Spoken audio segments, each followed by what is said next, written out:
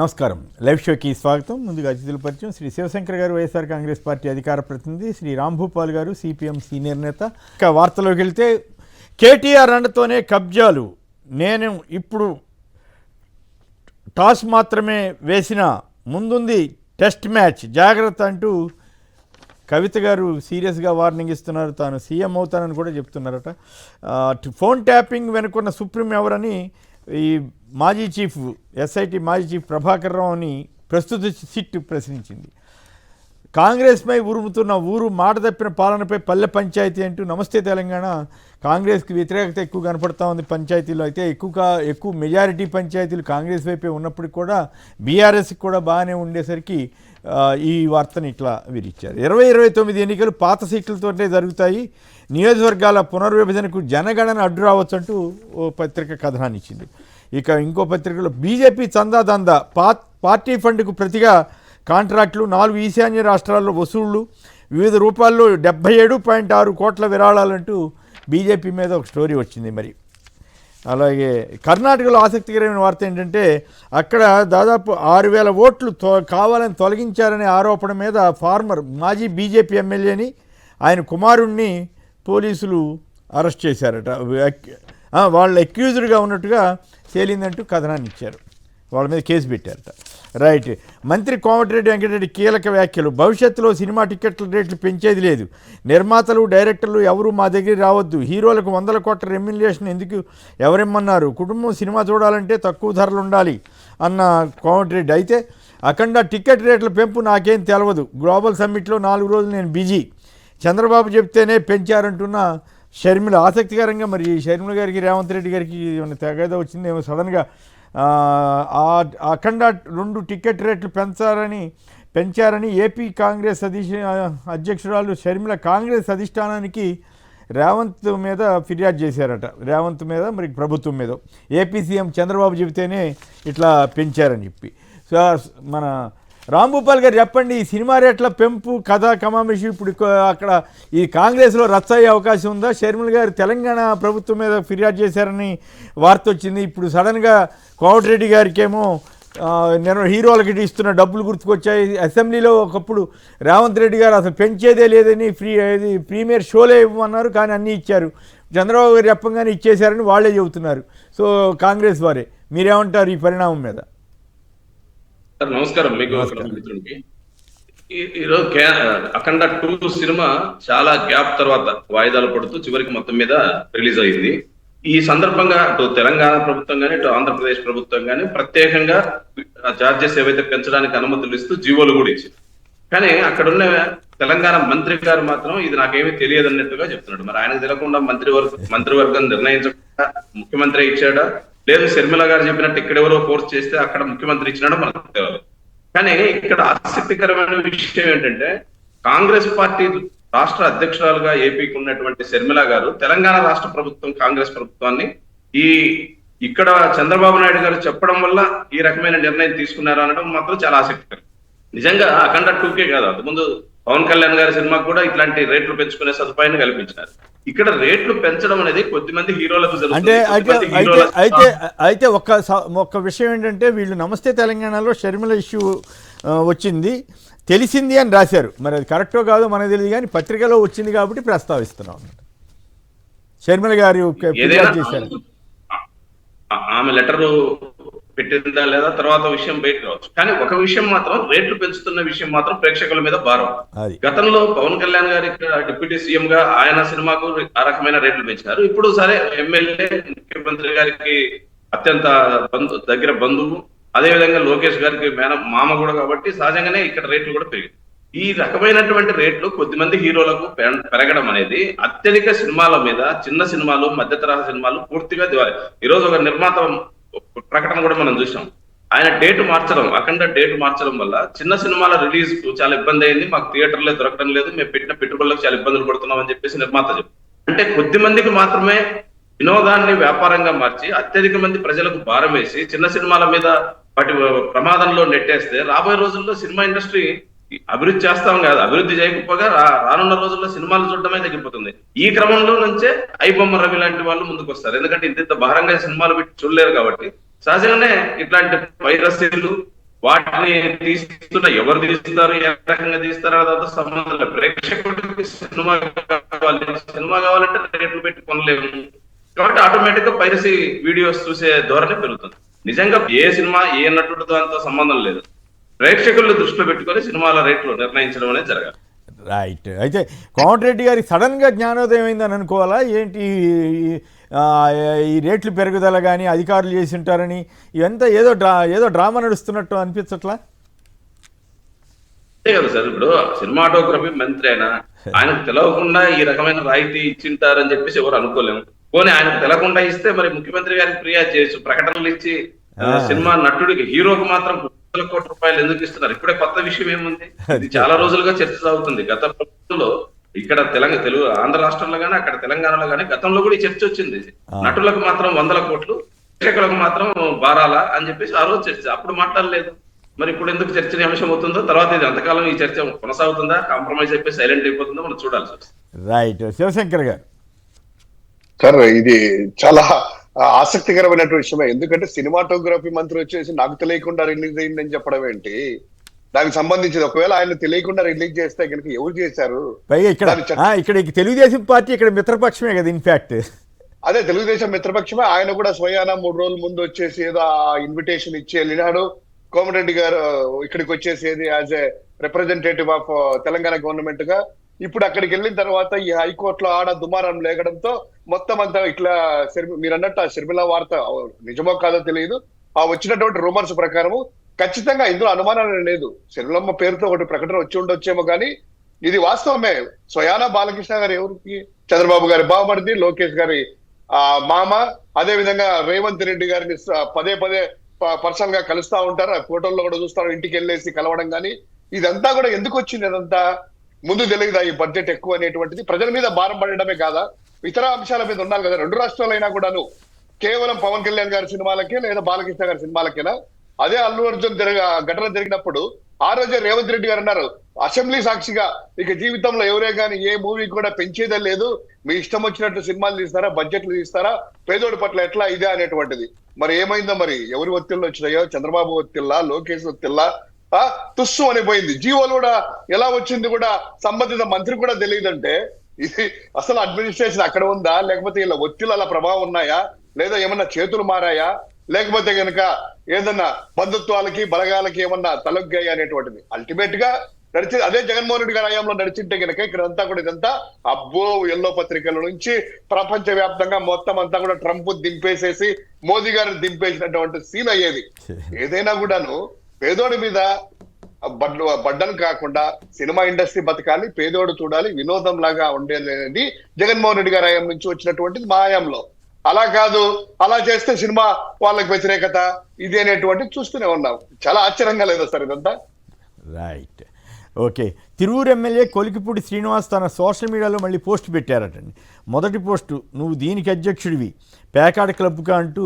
బహుశా ఆయనకి విజయవాడ ఎంపీ తోటి గొడవ ఉంది కదా, ఆ వర్గానికి సంబంధించిన వాళ్ళ మీద పెట్టారంటూ సోషల్ మీడియాలో ప్రచారం అవుతుంది. అది నిజమైతే మరి చంద్రబాబు గారు అక్కడ ఏపీలో ఏం జరుగుతుందో తెలుసుకోగలిగితే బెటర్. రెండో పోస్టు, పేకాట కోసం ఆఫీస్ పెట్టావంటే నువ్వు నిజంగా రాయల్. ఇటీవలి కాలంలో నియోజకవర్గం పరిధిలో అంతర్రాష్ట్ర సరిహద్దులతో పాటు శివారు గ్రామాల్లో జోదాలు గుట్టు చప్పుడు కాకుండా ఆటలు ఆడుతున్నారనేది వినికిడని కూడా ఆయన అన్నారు. పాపం ఆయన పరిస్థితి వినికిడి దగ్గరికి వెళ్ళాడనమాట. ఆయన ఎవరు అధికారులు పట్టించుకోవట్లేదో ఏమో. మరి ఈ సొంత నియోజకవర్గం తిరువూరులో హాట్ టాపిక్గా మారిందట.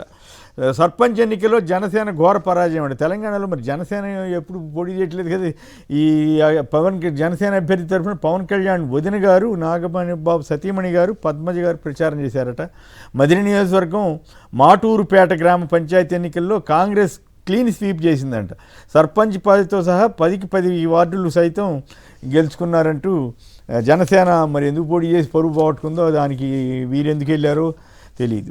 కాకీలా కిడ్నాపర్లా వైఎస్ఆర్సీపీ కార్పొరేటర్లు సొంత గూటికి చేరితే జీర్ణించుకోలేకపోయిన టీడీపీ నేతలు పోలీసులను అడ్డుపెట్టుకుని కక్ష సాధింపు చర్యలు. నెల్లూరు నుంచి తాడేపల్లికి వెళ్లిన ఓ కార్పొరేటర్, మరో కార్పొరేటర్ కుమారుడి కిడ్నాప్. నెల్లూరు 34వ వార్డు కార్పొరేటర్ తండ్రి కిడ్నాప్. ఏమిటి రాంభూపాల్ గారు, ఈ కిడ్నాప్లు ఏంది, ఈ పరిస్థితి ఏంది? అసలు మొదట నెల్లూరులో అందరూ వైసీపీ కార్పొరేటర్లు, వాళ్ళలో చాలామందిని లాగారు. లాగిన తర్వాత మళ్ళీ వాళ్ళలో 5 వచ్చి ఇటు చేరారు. వెంటనే పోలీసులు వచ్చేస్తారా? మరి పోలీసులే కిడ్నాప్ చేసినట్టుగా వైసీపీ ఆరోపిస్తూ ఉంది. నిజంగా కూడా అట్లాగే కనపడతా ఉంది కదా వాతావరణం చూడబోతే. అసలు ఎందుకు కిడ్నాప్ చేయాలి? ఏంటి దిక్కుమాలని కేసులు పెట్టడం ఏంటి? నిన్నంతా అక్కడ నెల్లూరులో రచ్చ అనిల్ కుమార్ యాదవ్ గారు ఇంకా మిగతా ఎమ్మెల్సీ వీళ్ళందరూ కూడా వెళ్ళి గొడవ చేయాల్సిన పరిస్థితి. ఈ ఆంధ్రప్రదేశ్లో పోలీసులు తీరు మారదా? ఈ లోకేష్ గారితో చంద్రబాబు గారితో రెడ్ బుక్ గోల పోదా? ఒకటి, ఇప్పుడు లోకల్ పార్టీస్ ఎన్నికల దగ్గరలో ఉన్నాయి. ఇప్పుడు అయిపోయే సీజన్ దాదాపు ముగింపు దశలో ఉంది. ఈ టైంలో మున్సిపల్ చైర్మన్స్ ని, ఎంపీపీలని అందరినీ మళ్ళా తిరిగి తమ అధికార పార్టీలోకి చేర్చుకొని ఏదో రకంగా ఆ స్థానాలు ఆక్రమించారు. ఏమిటి దానివల్ల వచ్చే ఉపయోగం? లోకల్ పార్టీస్ కు నిధులు ఇవ్వడం లేదు, లోకల్ పార్టీస్ కావాల్సిన డెవలప్మెంట్ కావాల్సిన పరిస్థితులు లేవు. కానీ రెండో వైపు మాత్రం ఆ పదవులు కావాలా. పదవులు కూడా ఎందుకని? తమ పార్టీకి సంబంధించిన వాళ్ళకి ఇవ్వడం కోసం ప్రతిపక్ష పార్టీలో గతంలో గెలిచిన వాళ్ళందరినీ ఇప్పుడు మారుస్తున్నారు. వాళ్ళు ఏమైనా ఎన్నికల్లో పోటీ చేసి అధికారం మారుతుందా? కేవలం భయపెట్టి లేదా రాజకీయంగా ఏదో రకంగా ప్రలోభ పెట్టి ఇట్లాంటి పోలీసు వ్యవస్థను ఉపయోగించుకొని అక్రమంగా ఈ రోజు తీసుకుంటారు. ఈ మధ్య కాలంలో జరిగిన అనేక విషయాలు మనం చూసాం. అనేక జిల్లాల్లో ఎంపీపీ స్థానాలు కానీ, మున్సిపల్ చైర్మన్ స్థానాలు కానీ గతంలో ఉన్నటువంటి వాళ్ళ స్థానం నుంచి ఈ రోజు అధికార పక్షంలోకి అవి అన్ని షిఫ్ట్ అవుతున్నాయి. దీనివల్ల ప్రభుత్వానికి ఏమైనా స్థిరత్వం వచ్చి ప్రభుత్వం ఏదైనా రాష్ట్ర అభివృద్ధికి నిధులు ఖర్చు పెడుతుంటే పోనీ ఇది ఏదో చెడినా, ప్రజాస్వామ్యం చెడినా ప్రజలైనా బాగుపడుతున్నారని పోవచ్చు. ఇక్కడ ప్రజాస్వామ్యాన్ని చేరుస్తున్నారు. రెండో వైపు అధికారాన్ని ఈ రకంగా తీసుకోవడం ద్వారా వచ్చే లబ్ధి లేకపోగా రేపు ఇదే అనుభవాన్ని రానున్న ప్రభుత్వాలకు నేర్పుతున్నారు. ఈ రోజు చూడండి సార్, ఒక ఎంపీపీ స్థానం 7 సార్లు వాయిదా పడింది. ఈ కాలంలో అవిశ్వాస తీర్మానాన్ని 7 సార్లు ఒక జిల్లాలో వాయిదా చేసినట్టుగా పత్రికల్లో వార్తలు. ఎందుకని అంత మీ దగ్గరే కదా? రామగిరినా ఇంకేదన్నా? రామగిరి మండలం 7 సార్లు. అంటే దాని అర్థం ఏమిటి? అన్ని దఫాలుగా వాయిదాలు వేసి అవిశ్వాస తీర్మానాన్ని గెలిపించుకోవాల్సిన అత్యవసరం ఏం దాని వల్ల వచ్చే ఉపయోగం? అదే విధంగా ఈరోజు కడప మేయర్ చూసాం. కడప మేయర్ స్థానాన్ని ఆక్రమించుకోవడానికి ఎన్ని రకాల ప్రయత్నాలు జరిగినాయి. ఈ ప్రయత్నాల తర్వాత ఫలితం ఏమొచ్చింది? తిరిగి వైఎస్ఆర్సీపీ ఆ స్థానాన్ని తన ఆధీనంలోనే పెట్టుకోగలిగింది. కాబట్టి ఏమిటి? రెండోది, గతంలో కూడా ఈ పద్ధతి ఎక్కడైనా జరిగితే దాన్ని ఆ రోజు తీవ్రంగా విమర్శించినారు. ఆ రోజు కూడా జగన్మోహన్ రెడ్డి గారి ప్రభుత్వం ఇట్లాంటివి చేస్తుందని చెప్పేసి మాట్లాడు. వాస్తవానికి ఈ రోజు కూడా మీరు చూసింటారు, తాడిపత్రి మున్సిపల్ చైర్మన్ గా ఉన్న జేసీ ప్రభాకర్ రెడ్డి గారు గతంలో కూడా చెప్పారు, నేను ఒక్కనే గెలిచాను రాష్ట్రంలో మున్సిపల్ చైర్మన్ గా. జగన్ అనుకుంటే ఆ స్థానాన్ని ఆయన అవిశ్వాసం పెట్టి తీసుకుపోయిండొచ్చు, కానీ ఆ రోజు ఆ పని చేయలేదని. అది చేయలేదని చెప్పి ఆ రోజు ప్రతిపక్ష నాయకుడిగా ఉన్నటువంటి ఆయనే ఈ రోజు చెప్తున్నాడు. అంటే ఏ పార్టీ అయినా సరే ఇట్లాంటి అక్రమ పద్ధతులకు పాల్పడితే అది ప్రజల విశ్వాసాన్ని కోల్పోతుంది తప్ప దానివల్ల వచ్చే ఉపయోగం లేదు. రెండోది, ప్రజలు నమ్మి ఓట్లు వేసేది ఎందుకని? ఈరోజు తెలంగాణలో అనేక స్థానిక సంస్థల ఎన్నికల్లో అనేక మంది పోటీ చేసినారు. పోటీలో అధికార పార్టీ కంటే కూడా ప్రతిపక్ష పార్టీలో కొంత ఇంప్రూవ్మెంట్ కనపడుతుంది. అది ప్రజాస్వామ్యం స్ఫూర్తిగా తీసుకోవాలా, దాని నుంచి నేర్చుకొని భవిష్యత్తులో రాబోయే రోజుల్లో మరింత మెరుగైన పరిపాలన అందించడానికి స్థానిక సంస్థల ఎన్నికల్లో అవకాశంగా తీసుకోవాలి తప్ప ఏ పార్టీ గెలిచినా మా పార్టీని అధికారంలో ఉండాలనే ధోరణి మాత్రం ప్రజాస్వామ్యానికి నష్టం చేస్తుంది. అయితే అందువల్లనేమో నేను పొద్దున్నే ఒక వీడియో చూశాను సడన్గా. ఐఐటి గ్రూప్ వాళ్ళు ఎవరో సర్వే చేస్తే దాదాపు 70% ఆఫ్ సీట్స్లో రెడ్ జోన్లో ఉన్నారట కూటమి ఎమ్మెల్యేలు, టీడీపీ ఎమ్మెల్యేలు, జనసేన, బీజేపీ ఎమ్మెల్యేలు. సో ప్రజల్లో విపరీతమైన వ్యతిరేకత వస్తుందని చెప్పి ఆ సర్వే చెబుతా ఉంది. సో ఇట్లాంటివి చేస్తే ఇంకా పెరగదా? ఎందుకంటే ప్రజలు తమ విశ్వాసాన్ని తమ ఏ ప్రభుత్వం మీద, ఏ నాయకుడి మీద నమ్మకంతో ఓటేసినారో వారు ఆ పార్టీలో ఉంటే ప్రజలకు కొంతైనా కనీసం అడగడానికన్నా హక్కు ఉంటుంది. నేను ఈ పార్టీకి ఓటేసినాను, ఎందుకు మాకు పనిచేయడం లేదు. కానీ అధికారం మారినప్పుడల్లా స్థానిక సంస్థల నాయకులు మారిపోతూ ఉంటే ఇక ప్రజల ఎన్నికల గురించి నిష్పక్షపాతంగా నిజాయితీగా ఓట్లు వేయాల్సిన అవసరం ఉంటుంది. ఖచ్చితంగా దీనివల్ల ప్రజాస్వామ్య వ్యవస్థకు దెబ్బతగులుతుంది, ప్రజల విశ్వసనీయత కోల్పోతాయి ప్రభుత్వాలు. అది ముఖ్యమైన సమస్య. రైట్. శివశంకర్ గారు చెప్పండి, వైసీపీని చూస్తే టీడీపీకి వణుకు, కేసులు పెడతామంటూ లొంగని వారి భార్యా బిడ్డలకు ఫోన్లలో కూడా బెదిరిస్తున్నారు. కార్పొరేషన్లో బలం ఉందంటూనే కార్పొరేటర్లకు ఎందుకు వేధింపులు? కార్పొరేటర్లతో పాండిచ్చేరిలో క్యాంపు రాజకీయాలు జరుపుతున్నారు. వైసీపీలోకి తిరిగి వెళ్లారని పోలీసుల ద్వారా కిడ్నాపులు. 8 నెలల మేయర్ పదవి కోసం ఇన్ని దుర్మార్గాలు చేయాలా? మాజీ మంత్రి అనిల్ కుమార్ యాదవ్ ధ్వజం. సో ఈ పరిస్థితి, ఈ పోలీస్ తీరు మారదా? అట్లాగే ఇటువంటి వాటి వల్లే ఒక సర్వే వచ్చింది, తాజాగా వచ్చినట్టు చెప్తున్నారు. దాంట్లో మొత్తం ఎమ్మెల్యేలందరి మీద తీవ్రమైన వ్యతిరేకత అంట. జనం తిట్టే పరిస్థితి తెచ్చుకుంటున్నారు. అయినా కూడా వీళ్ళు మానట్లేదు, పోలీసులు వీళ్ళకి అండగా ఉంటున్నారు. దీన్ని మీరు ఎట్లా ఎదుర్కొంటారు ఈ పరిస్థితిని? ఒకటి సార్, ఇప్పుడు నెల్లూరు అనేటువంటి ప్రాంతం ప్రశాంతమైనటువంటి ప్రాంతం. రాష్ట్రంలో అంతా కూడా ఒక ఎత్తు అయితే, నెల్లూరు కానీ కొన్ని ప్రాంతాలు వచ్చేసి సెన్సిటివ్ ఏరియాస్, అక్కడ చాలా జాగ్రత్తగా నాయకులు కానీ ప్రజలు కానీ ప్రశాంతత కోరుకుంటారు. కానీ ఇప్పుడు ఈ యొక్క తీరు వల్ల, ఒకరిద్దరు నాయకుల తీరు వల్ల ఈ రోజు మొత్తం రాష్ట్రం అంతా కూడాను కాకి చొక్కాలు వేసుకొని, పోలీసులు అనేవాళ్ళు కాకి చొక్కాలు వేసుకొని వాళ్ళు చేయాల్సినటువంటిది కాకి శాంతి భద్రతలు కాపాడకుండా పెద్దలు ఎలా చెప్తే గనక ఆ నేతలు చెప్పినట్టు చేయడం వల్ల ఈ రోజు లా అండ్ ఆర్డర్ అంతా ఎలా అయిపోయింది. పోలీసులు వచ్చి కిడ్నాపులు చేస్తా ఉంటే, ప్రజలు కిడ్నాపులుగా, నాయకులు కానీ కిడ్నాపులు చేస్తే ఎవరైనా పట్టుకోవాల్సినటువంటి పోలీసులు ఈ రోజు కాకి చొక్కాలు వేసుకొని వచ్చేసేసి స్వయంగా మా పార్టీకి సంబంధించిన కార్పొరేటర్లు ఇక్కడ ఒక్కసారి ఇక్కడ చూస్తే సార్, నెల్లూరులో 54 డివిజన్లు ఉంటే 54 డివిజన్లు వైఎస్ఆర్ కాంగ్రెస్ పార్టీ గెలిచింది గతంలో. ఇప్పుడు ఎస్టీకి సంబంధించినటువంటి యానాది అమ్మాయిని, ఒక మహిళని, స్రవంతి అనేటువంటి అమ్మాయిని మేయర్ చేసుకున్నాం. ఆ అమ్మాయిని దించడానికి ఈ రోజు వాళ్ళు చేస్తున్నటువంటి హంగామా ఎంతంటే, స్వయంగా పోలీసులు వచ్చి తాడేపల్లికి వచ్చేసి వెళ్ళిపోయినారు అక్కడికి. మా పార్టీ వాళ్ళను బెదిరించేసి తీసుకెళ్ళిన వాళ్ళు తిరిగి మా గూటికి వస్తే కండువా వేసుకొని వచ్చి బయటకు వచ్చేంతనే పోలీసులను కాపలా పెట్టి మఫ్తీలలో వాహనాలు బల్లో పెట్టి వాళ్ళని బంధించి వాళ్ళ కుటుంబ సభ్యులను తీసుకెళ్లేసి గుంటూరు, ఒంగోలు తదితర ప్రాంతాలకు తీసుకెళ్లేసి నానా హింసలు పెట్టి, చిత్రహింసలు పెట్టి వీడియోలు తీయించేసేసి మేము టీడీపీలోనే ఉన్నాము అనేటువంటిది తీర్చేసేసి, సరే అక్కడి నుంచి తీసుకెళ్లారు. ఇమ్మీడియట్ గా మా వాళ్ళు పోలీస్ స్టేషన్లకు వెళ్ళేసి ఎమ్మెల్సీ చంద్రశేఖర్ రెడ్డి కావచ్చు, మిగతా నాయకులు కావచ్చు, అనిల్ యాదవ్ కావచ్చు, అందరు కూడా ఎక్కడున్నారనేసి శుక్రవారం రాత్రి అంతా కూడా, గురువారం రాత్రి అంతా హంగామా చేసి అక్కడ అడిగితే పోలీసులు సీఐ చెప్పింది ఏంటంటే, వేరే కేసుల్లో పట్టుకొని వచ్చామండి, పట్టుకొని వచ్చిన తర్వాత వీళ్ళని కోర్టులో కోర్టుకు ప్రొడ్యూస్ చేస్తా ఉన్నారు.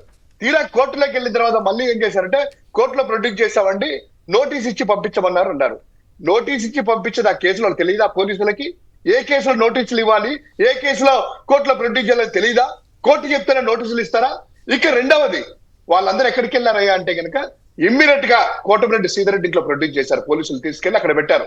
ఒంగోలులోనే తీసుకెళ్లేసి వేమిరెడ్డి పట్టాభినయని, విజయభాస్కర్ అనేటువంటి ఆయన ఆధ్వర్యంలో పోలీసులు వాళ్ళకి అప్పచెప్పించేసి, వాళ్ళకు కాపలాగా పోలీసులు ఉండి తెలుగుదేశం నాయకులకి వాళ్ళని తీసుకెళ్లేసి అక్కడ పెట్టి, కొంతమందిని తిరుపతికి, కొంతమంది పాండిచ్చేరికి ఇలా తీసుకెళ్లి 8 నెలలు ఉండేటువంటి పదవికి ఒక్క బీఫామ్ వాళ్ళు వేయడానికి కూడా తెలుగుదేశం పార్టీకి సంబంధించిన ఒక్క కార్పొరేటర్ లేకపోయినా ఆమెని, ఎస్టీ అమ్మాయిని దింపి వాళ్ళని ఇన్ఛార్జికి మేయర్ గా పెట్టుకోవడానికి ఇంత అంగం అవసరమా? అందుకే కదా పోలీసింగ్ వ్యవస్థలో దేశంలో అట్టడుకున ఎక్కడ పోయింది పోలీసింగ్ వ్యవస్థ అంటే ఆంధ్రప్రదేశ్ రాష్ట్రం. ఎందుకు అంటే ఇదో ఇలాంటి కాకిలే వచ్చేసేసి కిడ్నాపులు చేయడం ఏంటి, అక్రమ కేసులు పెట్టడం ఏంటి, లా అండ్ ఆర్డర్ కాపాడుతున్నట్టు వీళ్ళే ఇలా చేస్తుంటే ఇక ఎక్కడ సార్, ఎక్కడుంటది? ఇదే పోలీసులు నెల్లూరులో గంజాయి మాఫియా వెళ్తుంది, ఇదే రాంభూపాల్ అని చెప్పాలి, సిపిఎం సంబంధించిన వ్యక్తిని, సిపిఐ అనుకుంటా కమ్యూనిస్ట్ పార్టీ నేతని గంజాయి అడ్డుకుంటే, మర్డర్ చేస్తే గంజాయి వ్యతిరేక ఉద్యమకారుడు ఆయన చేస్తే, ఆయనకి ఇమ్మీడియట్ గా చేసేస్తే, పోలీసుల మీద తిరగబడినా కూడా ఇంతవరకు నో లా అండ్ ఆర్డర్. అదే విధంగా కిలేడీలంట, లేడీ డాన్లు అక్కడంట, అదే వాళ్ళకే ఇదే హోంమంత్రి గారు సిఫారసు చేసేసి వాళ్ళకు బెయిల్ మీద ఇప్పించేస్తారు, పెరోల్ మీద బయటికి తెప్పిస్తారు. పెరోల్ మీద రౌడీలని, గుండాలని సిఫార్సులు చేసి ఎమ్మెల్యేలు, మంత్రులు, సాక్షాత్ హోంమంత్రులే బయటికి తీసుకొని వస్తే లా అండ్ ఆర్డర్ ఎక్కడుంటారు సార్? ఎవరు పోలీసు మాట వింటారు? పోలీసులు అలా చేస్తుంటే ప్రజలకు ఎక్కడ శాంతి భద్రతలు? ఈ రోజు ఆఫ్టర్ ఒక మేయర్ కోసం, మేయర్ కుర్చీ కోసము మీరు చేసినటువంటిది మీ సొత్తాగా ఉంటే కనుక ఒక్కరైనా మీ బీఫామ్ మీద వేయడానికి ఉన్నారా? ఒక్కరైనా మీ బీఫామ్ మీద గెలిచిన వాళ్ళు ఉన్నారా? తెలుగుదేశం పార్టీ బీఫామ్ మీద సిగ్గుగా లేదా ఇటువంటి చర్యలకి? గత ఏడాదిన్నరగా ఇటువంటి జరుగుతుండబట్టే జనంలో హామీలు అమలు చేయకపోవటం, వీటన్నిటి కారణంగానే లేటెస్ట్ సర్వేల్లో విపరీతమైన వ్యతిరేకత వస్తూ ఉంది ప్రభుత్వం మీద, ఎమ్మెల్యేల మీద అని కూడా లేటెస్ట్ గా ఒక సర్వే వచ్చింది కదా. అవునవును సార్, నిన్న వాట్సాప్ లో కూడా నాకు కూడా ఏరే మిత్రులు పంపించారు. అందులో చూస్తే దాదాపు 70% మంది, 70 మంది కాదనుకుంటా, 70% మంది కూటమి ఎమ్మెల్యేలు రెడ్ జోన్ లో ఉన్నారు. ప్రజల నుంచి తీవ్ర వ్యతిరేకత ఉంది. ఏ క్షణాన్ని ఎన్నికలు జరిగినా, ఏ అభిప్రాయం తీసుకున్నా కూడాను లా అండ్ ఆర్డర్ మీద కావచ్చు, లేకపోతే పరిపాలన కావచ్చు, సంక్షేమం మీద కావచ్చు, అభివృద్ధి కావచ్చు, లేదా వాళ్ళు చేసే అవినీతుల మీద కూడా ఎక్కడ తీసుకున్నా కూడాను మైలురాయి అనేది లేకుండా చాలా క్షీణించిపోయింది వాళ్ళ యొక్క పరిస్థితి అనేటువంటిది ఉంది. మన కళ్ళ ముందరే తెలుస్తుంది కదా సార్. ఇంత అరాచకాలు, ఇంత అన్యాయాలు, ఇంత దుర్మార్గాలు, ఎల్లో మీడియా ఏదో ఇంత ముందు ప్రజాస్వామ్యబద్ధంగా ఎన్నికలు జరిగినా కూడా వామ్మో ఇంకెక్కడుంది, ఇది బీహార్ అనేవాళ్ళు. బీహారే ప్రశాంతతంగా ఉంది ఆంధ్రప్రదేశ్ కంటే. రైట్. ఏసీసీ సిమెంట్స్ తాకీదు జారీ చేసిన ప్రభుత్వం. వారంలో భారతీ సిమెంట్, రామ్కో సిమెంట్ లీజులకు సైతం నోటీసులు. కేంద్ర నిబంధనలకు విరుద్ధంగా సున్నప్రాయ గనులు జగన్ హయాంలో మంజూరయ్యాట. వీటిపై ఇప్పుడు చర్యలు మొదలు. 4 లీజులు రద్దు చేసేందుకు రంగం సిద్ధం. మరి ఇప్పుడు ఇది పరిశ్రమలు శుభ్రంగా నడుస్తున్న పరిశ్రమలు తరిమేయడానికి అనేటువంటి విమర్శకి ఆస్కారం ఇవ్వడం లేదా? రాంభూపాల్ గారు, ఒక పక్క ఏమో పరిశ్రమలు రావట్లేదంటారు, ఒక పక్క వచ్చిన ఈ రకంగా తరిమేసే పరిస్థితి చేస్తున్నారు, వాటిని దెబ్బతీసే పరిస్థితి. కక్షగట్టి చేయాల్సిన అవసరం ఏమైనా ఉందా? నిజంగా తప్పు ఏదైనా జరిగితే ఎప్పుడో, కానీ తప్పు కాదు అని గతంలో కూడా వార్తలు వచ్చినాయి దీని మీద. అయినప్పుడు కూడా ప్రభుత్వం పట్టుబట్టి చేయటం ఇది ఇండస్ట్రీస్కి మేలా లేకపోతే ఇండస్ట్రీస్ని నాశనం చేయటమా? సార్, 2 విషయాలు ఉన్నాయి సార్. ఒకటి, ఇప్పుడు చిన్న పరిశ్రమలు అవన్నీ కూడా గ్రానైట్ పరిశ్రమ కానీ, బండల పరిశ్రమలు కానీ, లేదా సున్నప్రాయ పరిశ్రమలు, ఇవన్నీ కూడా చిన్న మధ్య తరహా పరిశ్రమలు. దీని మీద పెట్టుబడి లోకల్ వాళ్ళే పెడతారు, ఎక్కువ మంది వర్కర్స్ కూడా స్థానికులే ఉంటారు. ఇట్లాంటి పరిశ్రమలు ప్రోత్సహించడం ద్వారా ఆ ప్రాంతాల పరిధిలో ఉండేటువంటి మున్సిపాలిటీలకు కానీ లేదా పంచాయతీలకు కానీ నిధులు ఆర్థికంగా కూడా కొంత సపోర్టింగ్ గా ఉంటాయి, ఆ ఏరియా డెవలప్మెంట్ గా ఉపయోగపడతాయి. కానీ వీటిని క్రమంగా తొలగించడం, ఆ చిన్న చిన్న పరిశ్రమలు, మధ్యతరహా పరిశ్రమలకు అనేక రాయితీలు, గతంలో ఇచ్చే రాయితీలన్నింటినీ కాలంలో నిలిపేసినారు. ఈ మధ్య చూసాం మనం, ఎస్సీ ఎస్టీ పారిశ్రామికవేత్తలు ఇక్కడే 8 రోజుల పాటు నిరాహార దీక్షలు చేసిపోయినారు తాడేపల్లిలో. అంటే చిన్న పరిశ్రమలన్నీ కూడా ఈ రోజు మూతపడిపోతున్నాయి. దీని వెనక పెద్ద కార్పొరేట్ కంపెనీలు అన్ని ఇండస్ట్రీస్ లకి జొరబడుతున్నట్టుగానే మైనింగ్ లకి కూడా వాళ్ళు రాస్తున్నారు. ఇది ఒక కారణం. రెండో కారణం రాజకీయంగా. ఈరోజు రాజకీయంగా తమ ప్రత్యర్థి పార్టీ వాళ్లకు ఆర్థిక వనరులుగా ఉన్నటువంటి ఇట్లాంటి మైనింగ్ వ్యవస్థను లేదా పరిశ్రమలన్నింటినీ ఏదో రకంగా ఇక్కడి నుంచి వాళ్ళని వేధింపులకు గురి చేయడం ద్వారా వారు మద్దతిస్తున్న రాజకీయ పార్టీలకు ఆర్థిక సహకారం లేకుండా చేసి రాజకీయంగా దెబ్బతీయడం. ఈ రెండిటి వల్ల జరిగే నష్టం ఏమిటంటే ఆంధ్రప్రదేశ్ లో ఉండే నిరుద్యోగులకు ఉపాధి అవకాశాలు ఘోరంగా దెబ్బతిరిపోతాయి. ఈరోజు నేను ఒక ఉదాహరణ చెప్తాను సార్. గతంలో డోన్ ప్రాంతాల్లో పెద్ద ఎత్తున సున్నప్రాయ ఇండస్ట్రీ ఉండేది. మనకు కూడా తెలుసు, రాష్ట్రంలో అది ఒక పెద్ద సున్నప్రాయ ఇండస్ట్రీ అక్కడే ఉండేది. ఈ రోజు ఆ సున్నప్రాయ పరిశ్రమ అనేది ద్రోణాచల ప్రాంతాల్లో ఘోరంగా పతనావస్థలో ఉంది. ఎక్కడ అది ఇంప్రూవ్మెంట్ కాలేదు. అదే విధంగా పక్కనే ఉన్నటువంటి కర్నూలు, అనంతపురం జిల్లా బార్డర్ గా ఉన్నటువంటి పత్తికొండ తాలూకాలో మైనింగ్ బంగారు గనులకు సంబంధించిన పరిశోధనలు జరుగుతున్నాయి. ఇప్పుడు ఆస్ట్రేలియా కంపెనీ వచ్చింది. అక్కడ సుమారు 3-4 గ్రామాల భూములన్నింటినీ వాళ్ళు తీసుకున్నారు. ఆ గ్రామాల్లో ఉండే పేదలేమో పట్టాల్లో వలస కూలీలుగా మారినారు. అక్కడ ఉండే మైనింగ్ మొత్తాన్ని కూడా ఆస్ట్రేలియా కంపెనీ స్వాధీనం చేసుకుంది. అంటే దీనివల్ల జరిగేది ఏమిటి? ఒకటి, రాజకీయంగా ద్రోణాచలంలో ఉండేటువంటి చిన్న పరిశ్రమదారులందరూ రాజకీయ కారణంతో పరిశ్రమలు మూతేసుకున్నారు. రెండో పక్క ప్రభుత్వం చేయాల్సినటువంటి మైనింగ్ ని ఆస్ట్రేలియా లాంటి విదేశీ కంపెనీలకు ఇచ్చినారు. దీని రెండింటి వల్ల నష్టపోయింది ఆంధ్రప్రదేశ్ ప్రజలు, ముఖ్యంగా వెనకబడిన ప్రాంతాల ప్రజలు. రైట్. అయితే అంగన్వాడీలకు సంబంధించి కూడా చెప్తారు. అంగన్వాడీల ఆందోళన నిన్నంతా భారీ ఎత్తున జరిగింది కదా, దానికి సంబంధించి కూడా మీ అభిప్రాయం చెప్పండి సార్. చూసింటారు, ఈరోజు ప్రధానంగా అన్ని జిల్లా కేంద్రాల్లో పెద్ద ఎత్తున మహిళలు ఊహించిన దానికంటే ఎక్కువ మంది వచ్చినారు. వాస్తవానికి పోలీసులు కొంత కంట్రోల్ చేయాలని చూసినారు, కొన్ని జిల్లాల్లో అడ్డుకున్నారు, కొన్ని జిల్లాల్లో భారీగా పోలీసులు మోహరించినారు. అయినా చివరికి మహిళలు ఎక్కువ సంఖ్య రావడంతో పోలీస్ దగ్గర కూడా మహిళా మ్యాన్ పవర్ తక్కువ ఉంటుంది కాబట్టి అల్టిమేట్ గా సైలెంట్ గానే ప్రశాంతంగా ముగిసినట్టుగా ప్రకటించారు. కానీ స్పందన చాలా తీవ్రంగా వచ్చింది. నిజంగా ఈ కాలంలో ఇంత వేల సంఖ్యలో మహిళలు ప్రతి కలెక్టర్ ఆఫీస్ దగ్గర సగటున 2000 మందికి తక్కువ కాకుండా పాల్గొన్నట్టుగా ఈ రోజు వాళ్ళ సంఘాలు ప్రకటిస్తున్నాయి. అంటే అంత పెద్ద ఎత్తున మహిళలు ఖర్చులు పెట్టుకొని ఇబ్బందులు ఉంటాయని తెలిసి కూడా ఈ ప్రభుత్వం ఇంకో 3.5 సంవత్సరాలు లేదా 3 సంవత్సరాల పైగా ఉంటుందని తెలిసి కూడా పోరాటానికి సిద్ధపడినారు. దీన్ని బట్టి మనం అర్థం చేసుకోవాల్సింది, ఈ ప్రభుత్వం గతంలో ఇచ్చిన హామీ 2 సంవత్సరాల క్రితం నిన్న డిసెంబర్ 12వ తారీఖు నాడే సమ్మె ప్రారంభమైంది. ఆ సమ్మె సందర్భంగా ఈనాడు ఉన్నటువంటి ముఖ్యమంత్రి, ఈనాడు ఉన్నటువంటి మంత్రులు చాలా మంది ఆ సమ్మెకు మద్దతు ఇచ్చి మేము ప్రభుత్వ అధికారంలోకి వస్తానే మీకు అందరికీ మేలు చేస్తామని చెప్పినారు. మరి ఈ రోజు 2 సంవత్సరాలుగా వస్తుంది, ఎందుకని మీరు జీవోలు ఇవ్వడం లేదు? వేతనాల గురించి ఎందుకు మాట్లాడటంలా? యాప్లు ఇప్పటికే ఆ యాప్ల భారం భరించలేక వెళ్ళాడిపోతున్నారు. అదే విధంగా వేధింపులు నిన్నగా మనం చూసాం. కొన్ని జిల్లాల్లో అంగన్వాడీ టీచర్ పోస్టులను బలవంతంగా రిజైన్ చేయించడం, చివరికి పోస్టు అంగన్వాడీ టీచరే కాదు, ఆయా ఏదైతే పిల్లలకు సేవలు అందించాల్సిన ఆయా పోస్టు, ఆయాను కూడా సెంటర్ లో ఉన్న వాళ్ళను చుట్టుపట్టి లాగి బయటికి ఏడ్చుకొచ్చి రిజైన్ చేసేంత వరకు కూడా వాళ్ళ కుటుంబ సభ్యులు బెదిరించి దానికి మళ్ళీ పోలీసులను ఉపయోగించుకున్నటువంటి సంఘటనలు కూడా చాలా జిల్లాల్లో చూస్తాం. ముఖ్యంగా అనంతపురం కానీ, అదేవిధంగా కాకినాడ, తర్వాత ఏదైతే విజయనగరం జిల్లా, ఇట్లాంటి కొన్ని జిల్లాల్లో చాలా పెద్ద ఎత్తున ఈ రకమైన బలవంతపు తొలగింపులు జరిగినాయి. ఒకవైపు వేతనాలు పెరగలేదు, సౌకర్యాలు కల్పించలేదు, గ్రాడ్యుటీ ఇస్తామన్నారు, గ్రాడ్యుటీ అమలు కాలేదు. గతంలో ఏవైతే ఎన్నికల ముందు చెప్పిన హామీలు అమలు కాల, రెండో వైపు తొలగింపులు, బలవంతన బెదిరింపులు. అందుకనే పెద్ద ఎత్తున అసంతృప్తి. ఈ రోజు మహిళలు అంత సంఖ్యలో రాజకీయాలు ఇంత నీచ స్థాయికి దిగజారిపోతాయని ఊహించండు. అంగన్వాడి ఆయా అంటే అది ఏం ఉద్యోగం, దానికోసం మళ్ళీ ఈ రాజకీయాలు ఏంది, వాళ్ళని రాజీనామా చేయించడం ఏందో చాలా. అసలు ఆంధ్రప్రదేశ్ ప్రభుత్వం, ఆంధ్రప్రదేశ్ ఎడిపోతోంది. ప్రజలు ఏమనుకుంటున్నారు, ప్రజలు నిజంగా అసలు వీటన్నింటిని పట్టించుకుంటున్నారా లేదా ఏం అర్థం కాని పరిస్థితి. రైట్, శివశంకర్ గారు చెప్పండి. ప్రభుత్వం సార్ ఒక్క మాట సార్, ప్లీజ్. నిన్న ఆ ధర్నాల్లో ఎక్కువ మంది మహిళలు మాట్లాడిన విషయాలు మీరు కూడా చూసింటారు. ఆ విషయాల సందర్భంగా వాళ్ళు అడుగుతున్నది అంటే, పవన్ కళ్యాణ్ ఏమైపోయినాడు?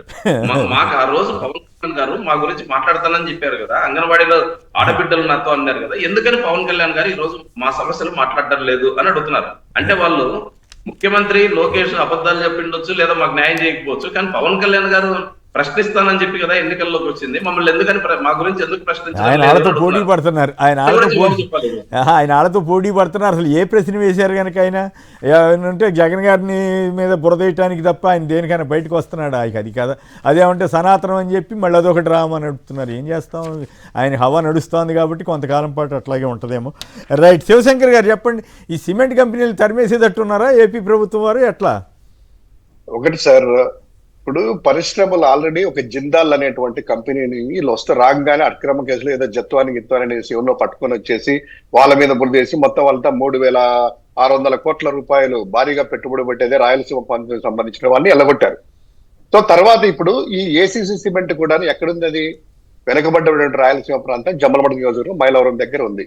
తర్వాత భారతీయ సిమెంట్ ఎక్కడుంది? వాళ్ళు కింద రాసినట్టు నెక్స్ట్ త్వరలో 6 రోజుల్లో భారతీయ సిమెంట్ కూడా నోటీసులట. ఇది ఏదన్నా ఆషామాషి వ్యవహారమా?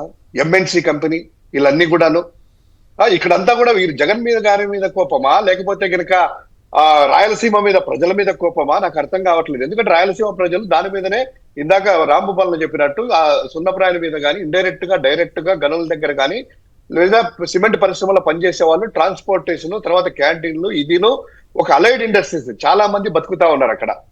వేలాది మంది కార్మికులు అక్కడ బతుకున్నటువంటి వాళ్ళని ఏ విధంగా మీరు జగన్మోహన్ రెడ్డి గారి మీద కోపమా? ఒకవేళ జగన్మోహన్ రెడ్డి గారి మీద కోపం అయితే అది భారతీయ సిమెంట్ అనేటువంటిది జగన్మోహన్ రెడ్డి గారిది కాదు.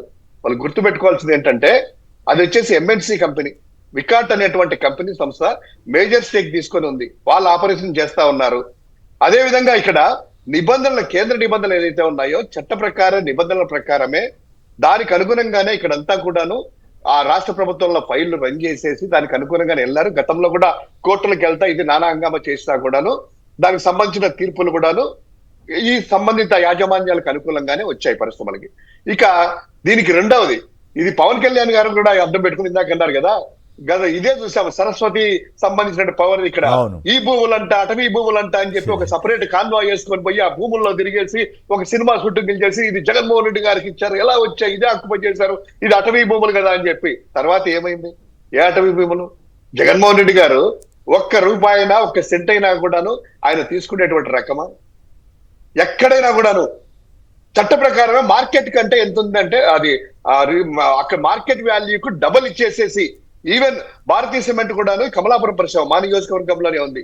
పరిశ్రమ అది ఏర్పాటైన తర్వాత రైతులకు ఇచ్చినటువంటి ధర ఏదైతే మార్కెట్ ధర ఉందో అంతకంటే ఎక్కువ ఇచ్చి తర్వాత కూడా ఉద్యోగాలు ఇచ్చేసి 2 times తర్వాత అధికంగా పే చేశారు. ఇప్పుడు ఓవరాల్ గా ఏంటంటే వీళ్ళు చేస్తున్నటువంటి ఈ యొక్క చర్యల వల్ల ఆంధ్రప్రదేశ్ లో ఉన్నటువంటి పరిశ్రమలంతా కూడా తరిమివేయాలని వాళ్ళక రాక్షస ఆనందం పొందాలని చూసుకుంటున్నారు.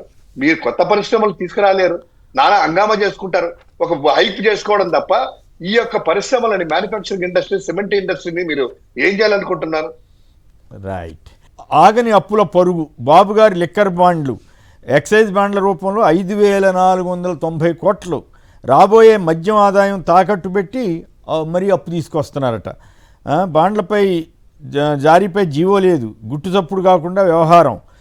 ఏకంగా 9.15% వడ్డీ రేటు. నాడు తక్కువ వడ్డీతో అప్పులు చేసినా శ్రీలంక అయిపోతోందని యాగి. సంపద సృష్టిస్తానని చెప్పి ఎక్కువ వడ్డీతో అప్పులు చేస్తున్న చంద్రబాబు గారు. రాజధాని కోసం మరో 7,387 కోట్ల అప్పు. నాబార్డు నుంచి తీసుకునే అప్పుకు ప్రభుత్వం గ్యారంటీ. పోనీ ఈ డబ్బులన్నీ సద్వినియోగం ఏ మార్కు సద్వినియోగం చేస్తున్నారంటే, ఇంకో ఇంట్రెస్టింగ్ విషయం ఏంటంటే కిలోమీటర్కి 180 కోట్లు ఖర్చు పెడుతున్నారట. మామూలుగా అక్కడ నేషనల్ హైవేస్ వాళ్ళు నిర్మించిన విజయవాడ బెంజ్ సర్కిల్ ఫ్లైఓవర్కే కిలోమీటర్కు 69 కోట్లు అయితే వీళ్ళు ఏకంగా దానికి డబల్ అనమాట. 180 డబల్ కూడా కాదు, ఇంకా త్రిబుల్ కింద లెక్క ఓ రకంగా చెప్పాలంటే 180 కోట్లు ఖర్చు చేస్తారట. ఇది యాక్సిస్ రోడ్ను NH అంటే నేషనల్ హైవే 16తో అనుసంధానించే పనుల కాంట్రాక్ట్ విలువ. సో ఈ పరిస్థితి మారదు, ఇది ఇంతే అనుకుంటే ఓ పక్క అప్పులు ఇంకో పక్క దుబారానా. సో రాంభూపాల్ గారు, వాట్ ఈజ్ యువర్ కామెంట్? ఇప్పుడు రాష్ట్ర ప్రభుత్వం వచ్చి అధికారంలోకి 18 నెలలు పూర్తయింది. ఇంతకుముందే మీరు చూపించిన వీడియో ప్రకారం చూస్తే గత మాజీ ఆర్థిక మంత్రి గారు బుగ్గన రాజేంద్ర ప్రసాద్ గారు ఓ విషయం చెప్పినారు. 2,66,000 కోట్ల రూపాయలకు పైగా ఈ 18 నెలల కాలంలో అప్పులు చేసింది ఈ ప్రభుత్వం అని. లెక్కలు వాటి ఆధారాలు, ఒకవేళ ఆయన చెప్పిన కామెంట్స్ కరెక్ట్ కాకపోతే ఆధారాలు ప్రభుత్వం చెప్పుకోవచ్చు. కానీ మొత్తం మీద 2.5 లక్షల కాదు, ఇవాళ సాక్షిలో మొత్తం వివరంగా ఇచ్చిందండి, ఆ టేబుల్ కూడా ఇచ్చారు. అవును, అందుకని సుమారు 2.5 లక్షల కోట్లకు పైగా 18 నెలల కాలంలో మీరు అప్పు చేశారు. గత ప్రభుత్వం అసెంబ్లీలో ఈ ప్రభుత్వం ప్రకటించిన లెక్క ప్రకారం చూసినా 3.5 లక్షల కోట్ల రూపాయలు 5 ఏళ్లలో అప్పు చేసింది. అందులో కూడా కరోనా 2 ఇయర్స్ కరోనా కష్టకాలం కూడా ఉంది. ఏమైనా గత ప్రభుత్వం 3.5 లక్షల కోట్లు అప్పు చేసినప్పుడు పెద్ద ఎత్తున అభివృద్ధికి కాకుండా సంక్షేమ పథకాలకు ఇంత ఖర్చు పెడుతుంది ఈ రాష్ట్రం చెప్పారు.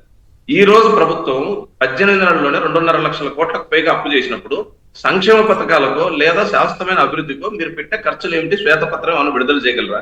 ఈరోజు ప్రభుత్వం చెప్తుంది ఒకవైపు నిరుద్యోగం తీవ్రంగా పెరుగుతుంది, ప్రతి సంవత్సరం జాబ్ క్యాలెండర్ అన్నారు, ఎక్కడుంది?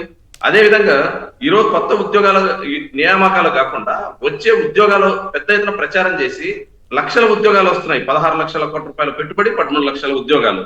అవన్నీ ఎప్పుడో మన జీవిత కాలంలో జరుగుతాయో లేదో తెలియని విషయాల గురించి ఇప్పుడు ప్రచారం, కానీ అప్పు మాత్రం జరుగుతుంది.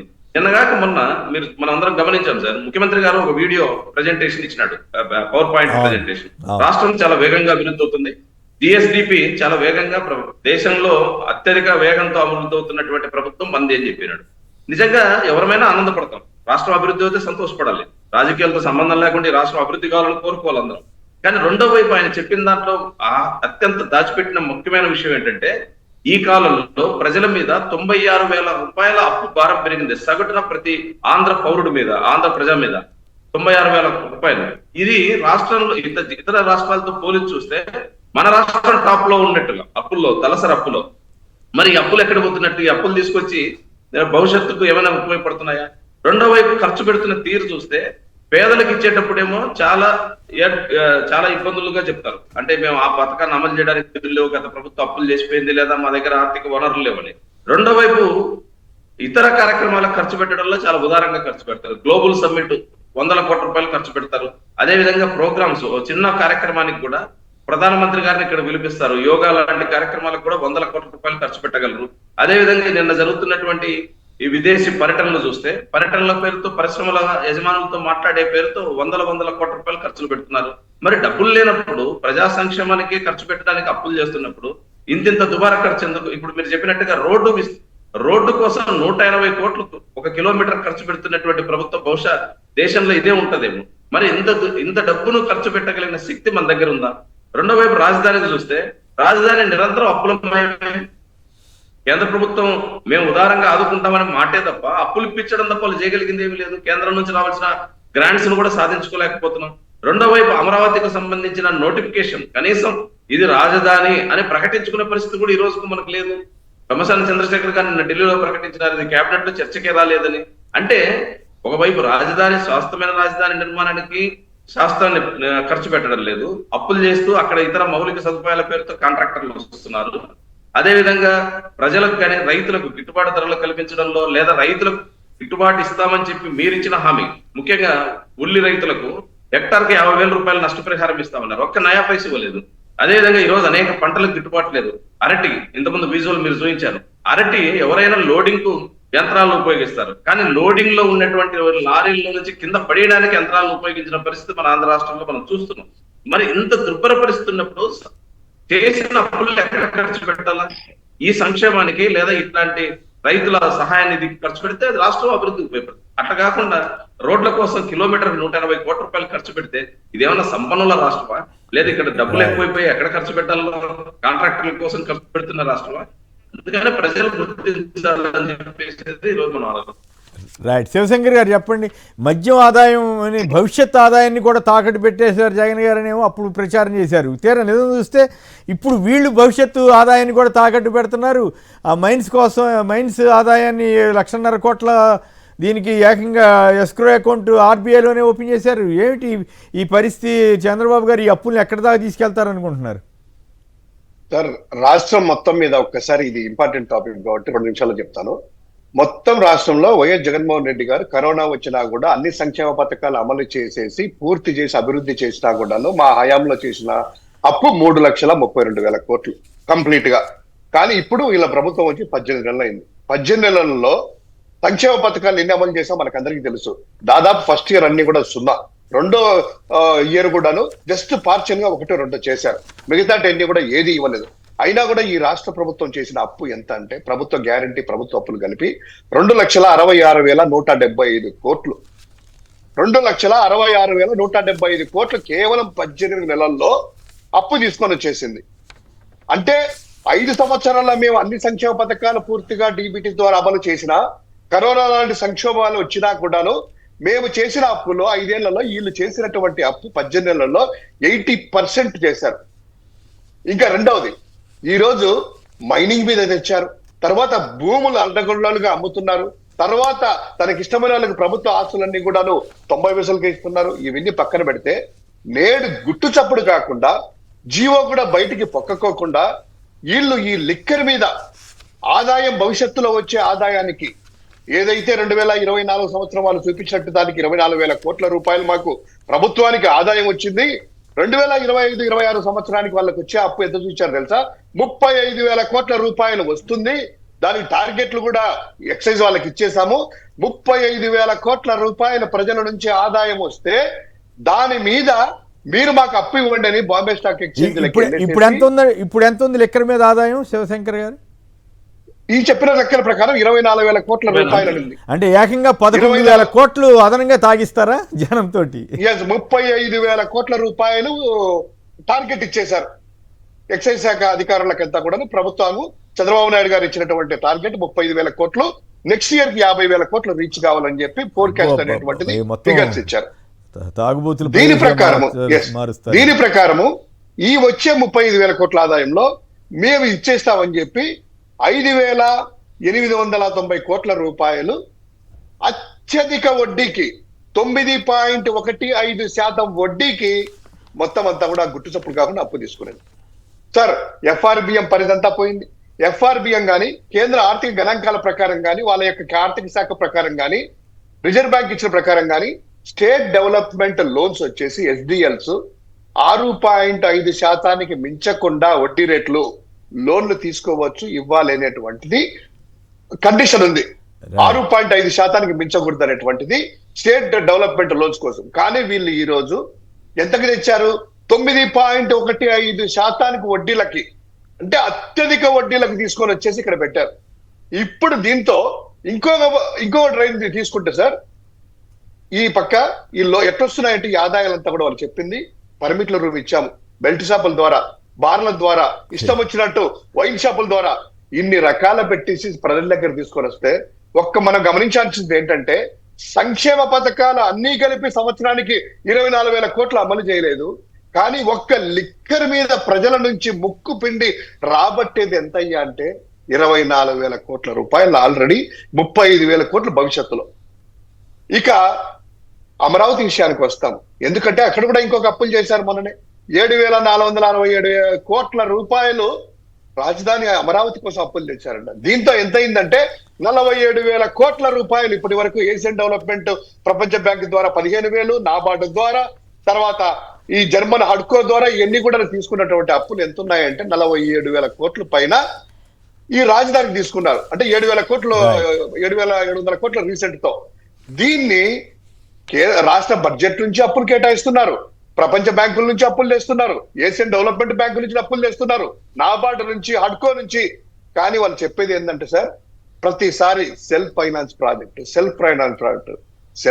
ప్రాజెక్ట్ అయితే ఈ లోన్లన్నీ ఏమైనాయి? సరే, రాజధాని ప్రాంతం మీరు అంటున్నారు 47,000 కోట్లకి అక్కడ ఉందా సార్? కేవలం 400 కోట్ల రూపాయలు ఖర్చు పెట్టి ఈ రోజు ఆ విశాఖలో మీరు చేసినటువంటి ఎక్కడ అంగా జరిగినా కూడాను ప్రపంచం నుంచి వచ్చిన ప్రతినిధులు ఆ రిషికొండ వైపు చూసేసి ఆ బిల్డింగ్ చూసేసి జగన్మోహన్ రెడ్డి గారు కట్టినటువంటి ఐకాన్ బిల్డింగ్ దాని ఖర్చు మీరే అన్నారు, చంద్రబాబు గారే జర్మన్ టెక్నాలజీ వాడారు, ఇంత టెక్నాలజీ వాడారు, ఇంత హంగామా కట్టారు. కట్టినా కూడాను 400 కోట్ల రూపాయలు అంత బిల్డింగ్లు కట్టారు. మన 47,000 కోట్ల రూపాయలు ఏం చేస్తున్నారు, ఎక్కడేస్తున్నారు? ఈ రాజధాని ప్రాంతం ఇంకా భూములంతా కూడా రైతుల నుంచి అన్యాయంగా తీసుకుంటున్నారు. వాళ్ళు ఇందాక మీరు కూడా ఒక వీడియో వేశారు, కేవలం 2-3 పిలుచుకొని మాకు ఇష్టం లేదయ్యా మొర్రో, మా మొదటి దశకే గతి లేదు అంటే రెండో దశ లాక్కుంటున్నారు అనేటువంటిది. ఈ అప్పులన్నీ ఎవరు తీరుస్తారు? ఇందాక రాంభూపాలని చెప్పినట్టు ఇప్పటికే 90,000 రూపాయలు అదనంగా తలసరి ఆదాయం మీద ఒక్కొక్క వ్యక్తి మీద అప్పులు పడతా ఉంటే వీళ్ళు శాలరీస్ కూడా టయానికి ఇంత అప్పులు చేశారు సార్. శాలరీస్ అన్నా ఇస్తున్నారంటే 10వ తేదీ వచ్చినా కూడా మనటువంటి శాలరీలు కూడా యొక్క ఉద్యోగులకు రాలేదు. తర్వాత అంగన్వాడీలు ఇందాక మీరు అన్నారు, అంగన్వాడీలు నిన్న రాష్ట్రం అంతా కూడా రోడ్డు ఎక్కారు. ఇల్లే కదా మినిట్స్ లో కూడా పెట్టారు. 2024 జూన్ నుంచి మీ శాలరీ 24,000 పెంచుతున్నామని చెప్పి మినిట్స్ లో కూడా పెట్టారు. కానీ ఒక్కటి కూడా అమలు చేయలేదు. ఇక టైం ఉంటే సార్ ఇంకో వేరే సబ్జెక్ట్ వెళ్ళకపోతే ఒక ఫన్నీ విషయం చెప్పాలి. నిన్న ఈరోజు ఈనాడు పేపర్ చదువుతా అంటే ఒకటి ఫన్నీ విషయం వచ్చింది. ఒక వైజాగ్ సంబంధించింది, అది నెక్స్ట్ టాపిక్ తీసుకుంటారేమో. ఈ ఐటీ కాగ్నిజెంట్ గురించి మాట్లాడండి, దాని మీద కూడా కొద్దిగా మాట్లాడండి. టెక్ హబ్ గా విశాఖ నాలెడ్జ్ ఎకానమీ సిటీగా అభివృద్ధి చెందుతుందని సీఎం గారు అన్నారు. విశాఖకు గ్లోబల్ హబ్గా అభివృద్ధి చేసేస్తామన్నారు, నాలెడ్జ్ ఎకానమీగా చేస్తామని చెప్తున్నారు. విశాఖ దూసుకుపోతుందని కూడా అంటున్నారు. అయితే ఏపీకి విశాఖ గ్రోత్ ఇంజిన్ అని జగన్ ఏనాడో చెప్పారు అని మన అమర్నాథ్ గారు చెప్తున్నారు. మరోవైపు ఏమో ప్రజాధనంతో కొడుకు పబ్లిసిటీ చేయిస్తున్నారని కూడా ఆయన మండిపడ్డారు. అడ్వర్టైజ్మెంట్లో ఆయన ఫోటో వేయటం తప్ప ఇండస్ట్రీస్ మినిస్టర్ ఫోటో కూడా వేయలేదని చెప్పి వేశారు. రైట్, దాని మీద కూడా సంక్షిప్తంగా మాట్లాడి తర్వాత రాంభూపాల్ గారు కూడా మాట్లాడిన తర్వాత క్లోజ్ చేద్దాం. ఒకటి సార్, విశాఖపట్నం అనేటువంటిది అన్ని రకాల అనువైనటువంటి ప్రాంతము, అక్కడే ఉంటది ఎకానమీ, ఆర్థిక ఎకానమీ ఎక్కడి నుంచి ఫన్నీ ఏదో ఉందన్నారు. ఆ ఫన్నీ గురించి చెప్తాను. దాంట్లో ఏంటంటే అది చెప్పారు. తర్వాత జగన్మోహన్ రెడ్డి గారు ఏదైతే విశాఖపట్నం అదే అన్నప్పుడు ఈ మాట మార్చుకొని 3 రీజనల్ కారిడార్లుగా చేస్తున్నాము. గ్రోత్ ఇంజన్ విశాఖపట్నం అంటే తిరుగులేంది, క్యాపిటల్ పర్ క్యాపిటల్ అది ఏమంటారు, కాస్ట్ ఆఫ్ లివింగ్ తక్కువ, ప్రపంచంలోనే 20% కంటే తక్కువ అంటున్నారు కదా. ఇవన్నీ చెప్పే కదా జగన్మోహన్ రెడ్డి గారు విశాఖ బెస్ట్ ప్లేస్ అని చెప్పింది. మీరు ఎటు గుర్తించలేదు, ఈ రోజు అదే కదా. ఇక రెండవది, ఆ కాగ్నిజెంట్ ఓపెన్ చేసినప్పుడు సార్ వీళ్ళు 90 పైసలకు 90 రోజులు భూమి ఇచ్చారు. సరే పెద్ద కంపెనీలకు ఇవ్వచ్చు, తప్పలేదు, మేము కూడా ఆహ్వానిస్తాము.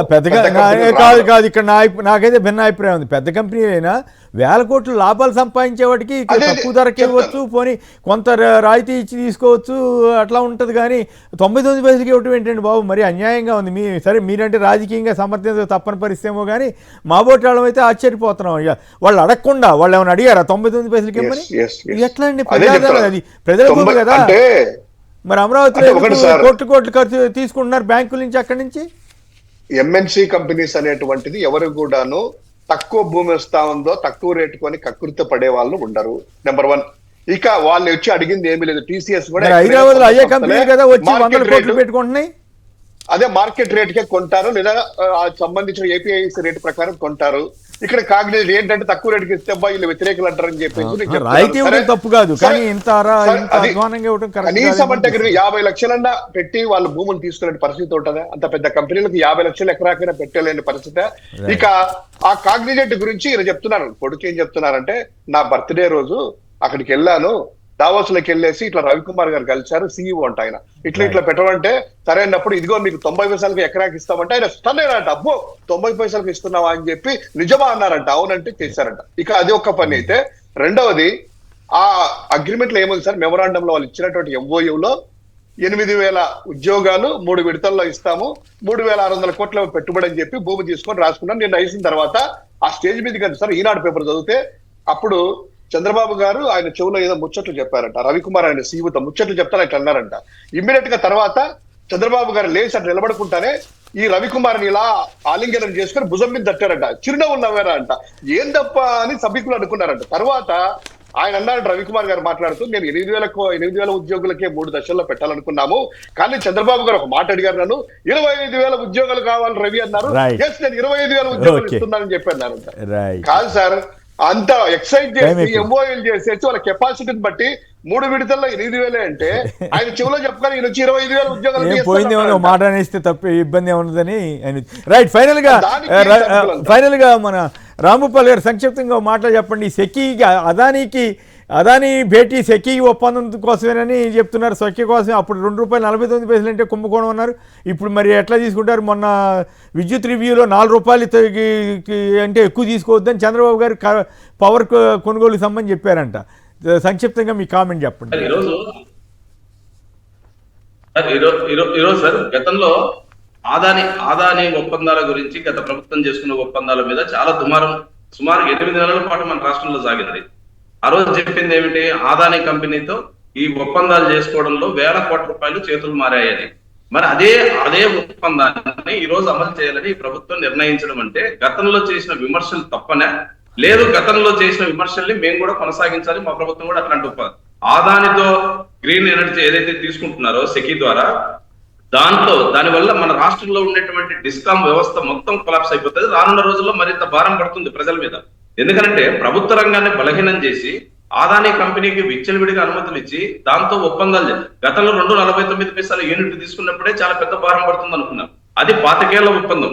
ఇప్పుడు ఆ 25 ఏళ్ల ఒప్పందాన్ని కొనసాగించడానికి నిన్న ముఖ్యమంత్రి గారు అదేవిధంగా వారి తనయుడు ఆదానితో మాట్లాడినట్టు, ఆదాని అధికారులు ఆదాని ప్రతినిధులు కొద్దిమంది నిన్న సచివాలయం దగ్గరకు వచ్చి ఇక్కడ సంబంధించిన అధికారులతో మాట్లాడుతున్నట్టుగా తెలుస్తుంది. అందులో ప్రభుత్వ ప్రధాన కార్యదర్శి ఈరోజు ప్రిన్సిపల్ సెక్రటరీ ఎవరైతే ఉన్నారో ఆయన ఆధీనంలోనే ఈ ఎనర్జీ ఇది కూడా ఉంది, విద్యుత్ శాఖ కూడా. ఆయన అనేక జిల్లాల్లో ఈ మధ్య కాలంలో అనంతపురం జిల్లాలో అదేవిధంగా సత్యసాయి జిల్లాలో కూడా పర్యటనలు చేసినాడు. ఈ సందర్భంగా గ్రీన్ ఎనర్జీ గురించి ఆయన కూడా మాట్లాడుతున్నాడు. అంటే మొత్తం ప్రభుత్వం ఆదాని సెకీ ఒప్పందాలకి మళ్ళా సిద్ధపడుతుంది. దీనివల్ల రాష్ట్ర ప్రజల మీద విద్యుత్ భారాలు పెద్ద ఎత్తున పడబోతున్నాయి. అదేవిధంగా రెండో విషయం సార్, నిన్న విశాఖపట్నంలో ఈ గ్రీన్ ఐటీ హబ్ గురించి ప్రచారం చేసినారు. అక్కడ ₹4,000 కోట్ల పైగా వస్తాయి, దానివల్ల 1,000 ఉద్యోగాలు వస్తాయని చెప్పి చెప్తున్నారు.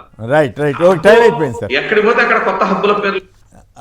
అవును కొత్త హబ్బుల పేరుతో అనంతపురం జిల్లాకు వచ్చి ఏం చెప్పారు? హబ్బు. అదేవిధంగా ఇంకోటి పోతే గ్రీన్ ఎనర్జీ హబ్, ఇప్పుడు ఐటీ హబ్. హబ్బు లేదప్పుడు మనకు వచ్చినటువంటి రాష్ట్రానికి రావాల్సిన బెనిఫిట్ రాలేదు. అది రావాలనుకుంటా ప్రచారంలో ఉపయోగించారు. రైట్. ఓకే అండి. శివశంకర్ గారు, రాంభూపాల్ గారు ఇద్దరు కూడా ధన్యవాదాలు. ఇది నేను చర్చా కార్యక్రమం. నమస్కారం.